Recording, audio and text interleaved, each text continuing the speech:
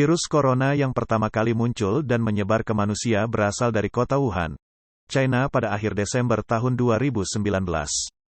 Setelah ditelusuri, ternyata beberapa orang yang terinfeksi memiliki riwayat yang sama, yaitu mengunjungi pasar basah makanan laut dan hewan lokal di Wuhan. Dilansir dari The New York Times, pasar kemudian ditutup dan didesinfeksi, sehingga hampir tidak mungkin untuk menyelidiki hewan mana yang mungkin merupakan asal mula yang tepat.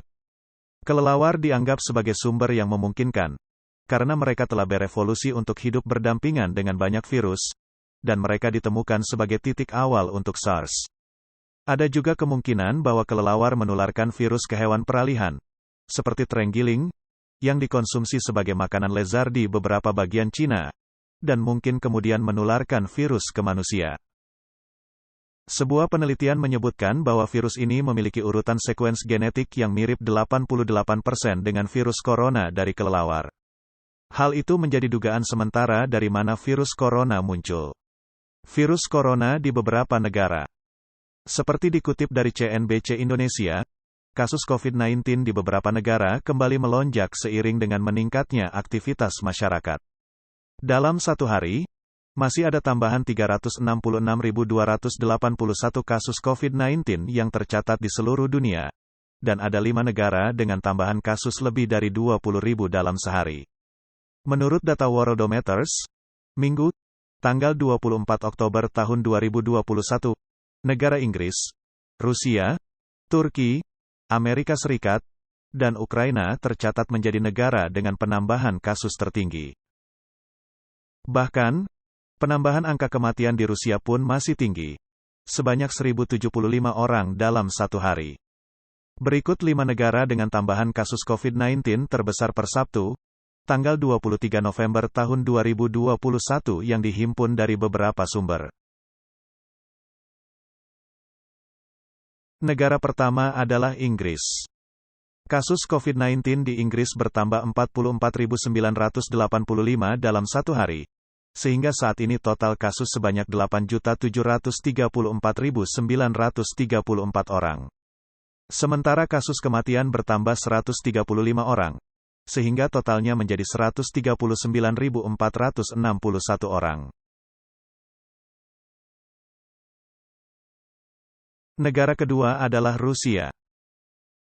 Rusia melaporkan ada tambahan 37.678 kasus, sehingga totalnya menjadi 8.205.983 orang. Sayangnya, kasus kematian juga bertambah tinggi sebanyak 1.075 orang sehingga totalnya mencapai 229.528 orang. Negara ketiga adalah Turki. Penambahan kasus tertinggi ketiga yakni Turki, sebanyak 26.217 orang, sehingga totalnya menjadi 7.827.013 orang. Sementara kasus kematian bertambah 217 orang dan totalnya mencapai 68.917 orang. Negara keempat adalah Amerika Serikat. Amerika menduduki penambahan kasus keempat terbanyak setelah Turki. Amerika Serikat dengan tambahan 25.208 kasus, sehingga totalnya menjadi 46.289.804 kasus dan menjadi yang tertinggi di dunia. Pada kemarin pun penambahan kasus di AS menjadi yang tertinggi, yakni 82.483 orang. Kasus kematian di AS pun bertambah 435 orang. Negara kelima adalah Ukraina. Ukraina termasuk 5 besar negara dengan tambahan kasus COVID-19 terbanyak. Dengan tambahan kasus 23.229 orang, sehingga totalnya menjadi 2.748.614 orang. Kemudian angka kematian bertambah 483 sehingga totalnya mencapai 63.486 orang. Sebelumnya, WHO melaporkan perkiraannya mengenai pandemi COVID-19 di tahun depan.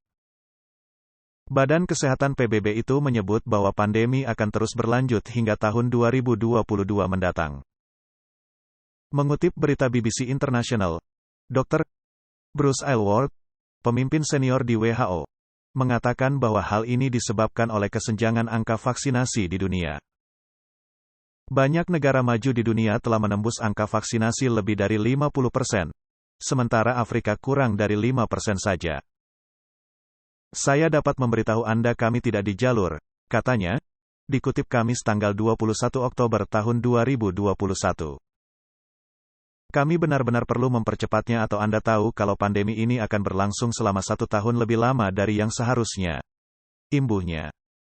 Itulah 5 negara dengan penambahan kasus COVID-19 terbanyak di dunia. Alhamdulillahnya, negara Indonesia tidak termasuk ke dalam 5 negara tersebut.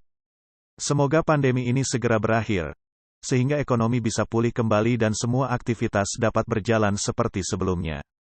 Amin. Bagaimana menurut pendapat teman-teman tentang kasus COVID-19 di tahun 2022? Sertakan pendapat teman-teman di kolom komentar. Semoga informasi ini bermanfaat. Terima kasih.